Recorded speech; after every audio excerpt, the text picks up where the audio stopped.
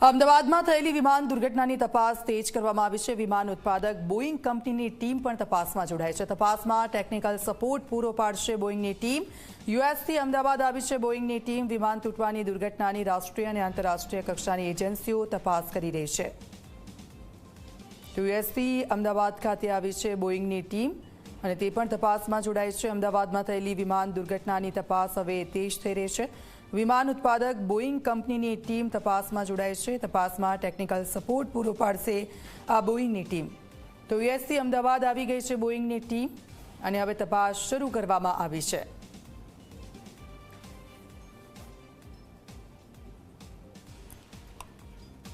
Plane ક્રેશની જે દુર્ઘટના થઈ હતી અને ત્યારબાદ જે મૃતદેહો મળી આવ્યા હતા, પરિવારજનો હજી પણ તેના માટે રાહ જોઈને બેઠા છે, પરંતુ આખરે એવી તો શું ખામી સર્જાઈ હતી તે સવાલ અનેકના મનમાં થઈ રહ્યો છે અને તેના જવાબો હજી સુધી નથી મળી રહ્યા। ત્યારે હવે તેની તપાસ તેજ કરવામાં આવી છે।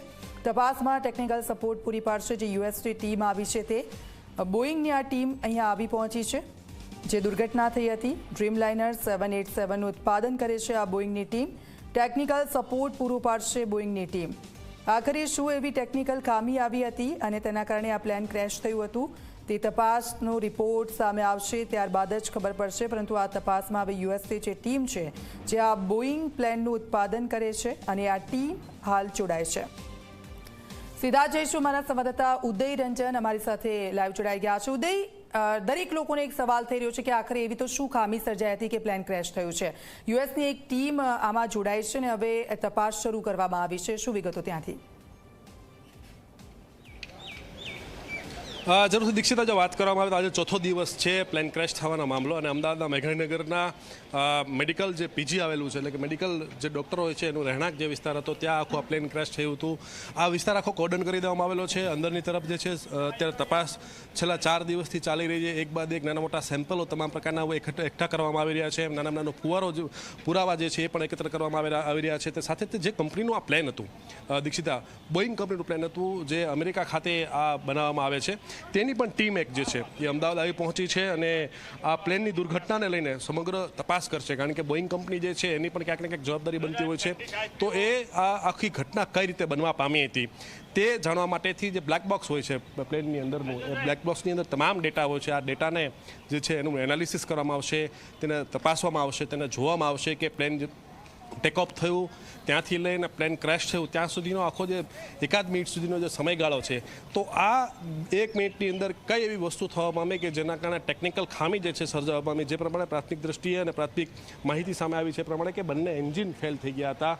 ત્યારબાદ જે પ્લેનના ટાયરો એ અંદર જવા જોઈએ ન ગયા હતા, પાંખડા જે ખુલવા જોઈએ નહોતા ખુલ્યા। આ અલગ અલગ જે વાતો આવી રહી છે, તો તેમાંથી કયું મુખ્ય એવું કારણ હતું કે જેના કારણે પ્લેન જે છે ક્રેશ થયું હતું? તો હવે તપાસનો ધમધમાટ જે છે અત્યારે શરૂ થઈ ગયો છે। બીજી વસ્તુની વાત કરવામાં આવે તો મૃતદેહ જે છે આપવાની શરૂઆત થઈ ગઈ છે, ડીએનએ મેચ કરવામાં આવી રહ્યા છે। એટલે અત્યાર સુધીનું જે આખું જે પ્લેન ક્રેશ થયું ત્યારબાદનું જો વાત કરવામાં આવે તો મહત્વની વાત જે બની રહેશે એ રહેશે કે આખરે પ્લેન ક્રેશ થવા પાછળનું મુખ્ય કારણ શું છે અને એ તપાસવા માટે બોઇંગની ટીમ જે છે, ટેકનિકલ સ્ટાફ જે છે આખો અહીંયા આવી ગયો છે। થોડા સમય પહેલાં એર ઇન્ડિયાનો સ્ટાફ પણ અહીંયાથી પસાર થયો, એ પણ આપણે દેખાડ્યો।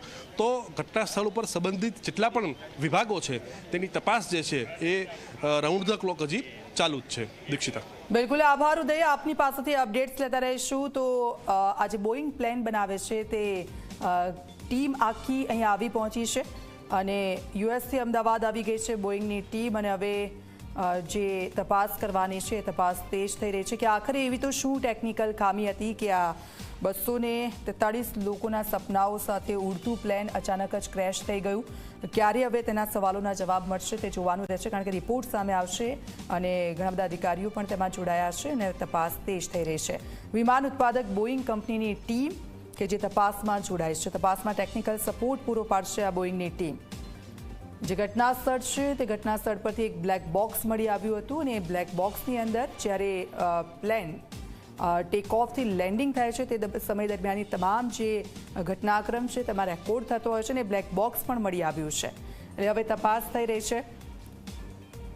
તો બીજી તરફ હોસ્પિટલના જે દ્રશ્યો છે ત્યાંથી જે મૃતદેહો છે પરિવારજનોને સોંપવામાં આવી રહ્યા છે અને ત્યાંથી સતત સપના અમારી સાથે જોડાયેલા છે। સીધા સપના પાસે જઈશું। સપના, કેટલા મૃતદેહો અત્યાર સુધી સોંપવામાં આવ્યા છે અને હજી પરિવારજનો કે જેમને મૃતદેહ નથી મળ્યા તેમને કેટલી રાહ જોવી પડશે?